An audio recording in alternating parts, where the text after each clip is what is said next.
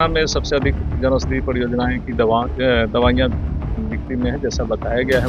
जैविक दवाओं से जुड़ी हुई चीज़ों के भ्रांतियों के बारे में इन लोगों को जागरूक किया गया। कैटेगरी है दवाओं का, वो ऑलमोस्ट सभी कैटेगरी की दवाइयाँ anti cancer, anti diabetic, anti hypertensive और सभी प्रकार की दवाइयाँ इनके यहाँ उपलब्ध हैं। हर साल इनके दवाओं की बिक्री भी बढ़ रही है और इनके नए-नए स्टोर्स भी खुल रहे हैं। पटना के बीआईए भवन में आज जन औषधि दिवस मनाया जा रहा है। आपको बताते चले कि जन औषधि से जुड़े हुए जितने भी दुकानदार हैं, आज उन लोगों का एक बड़ा सेमिनार बुलाया गया है बीआईए भवन में।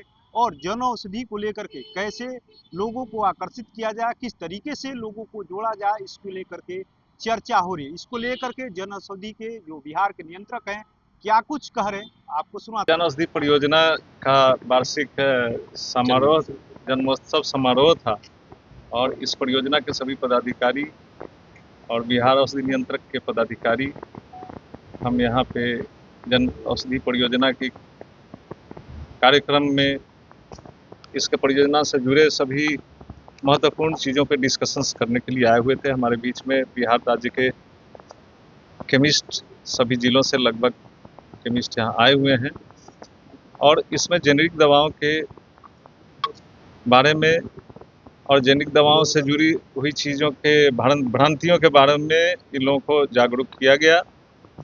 कुछ टेक्निकल सेशंस में हम लोगों ने कुछ ये भी बतलाया कि किस तरीके से दवाओं का रख रखाव होना चाहिए और किस तरीके से दवाओं का बिलिंग हो, चाहे फिर उसके बाद H1 रजिस्टर्स हो, उसको कैसे संधारण किया जाए और कब तक किया जाए, इन सब चीज़ों पे हमारी बात हुई है। सबसे ज़्यादा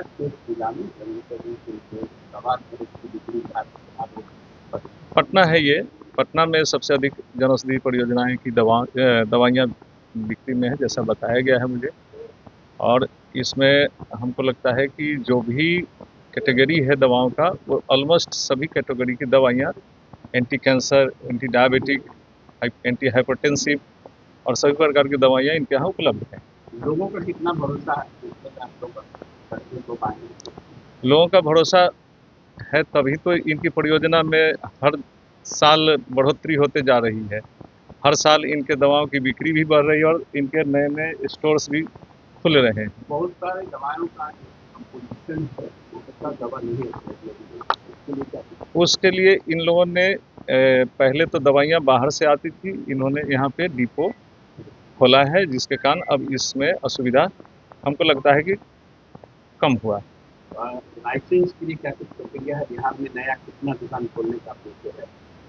इसके बारे में तो पाठक जी बताएंगे सही में कि कितनी हम दवाइयाँ या दुकानें नई खोलेंगे। अभी तक 350 से भी ज़्यादा जन औषधि केंद्र खोले जा चुके हैं इस साल और आगे हम लोगों की उम्मीद है कि 20,000 हम लोग इस फाइनेंशियल ईयर में पूरे इंडिया में जन औषधि केंद्र खोल लेंगे और अगले साल की हमारी है कि 2027 तक मार्च तक हम लोग 25,000 जन औषधि केंद्र खोलेंगे।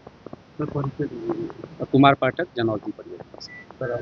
मैं राज्य औषधि नियंत्रक नित्यानंद कृष्ण, बिहार। आपने सुना किस तरीके से जन औषधि से कैसे लोगों को जोड़ना है, साथ ही साथ जन औषधि केंद्र को लेकर के कितना आने वाले समय में लक्ष्य रखा गया है, साथ ही साथ अब तक पूरे देश में कितने जन औषधि केंद्र खोले गए हैं और लोग कैसे भरोसा कर रहे हैं, तमाम चीज़ों को लेकर के आपने बातों को सुना है कि आखिर में जन औषधि के द्वारा जो दवा दी जा रही है, आखिर में लोगों का कैसे भरोसा जीता जा रहा है, तमाम बातों को जन औषधि के नियंत्रक हैं। साथ ही साथ लाइसेंस किस तरीके से मुहैया कराया जाता है, यानी जो दवा का विक्रेता होते हैं, जो दवा बेचने के लिए लाइसेंस दिया जाता है, उनको कैसे लाइसेंस मुहैया कराया जाता है, इसको लेकर के भी बातों को अपनी रखा है। अपने सहयोगी गोलू के साथ कृपा शंकर, NBC 24 पटना।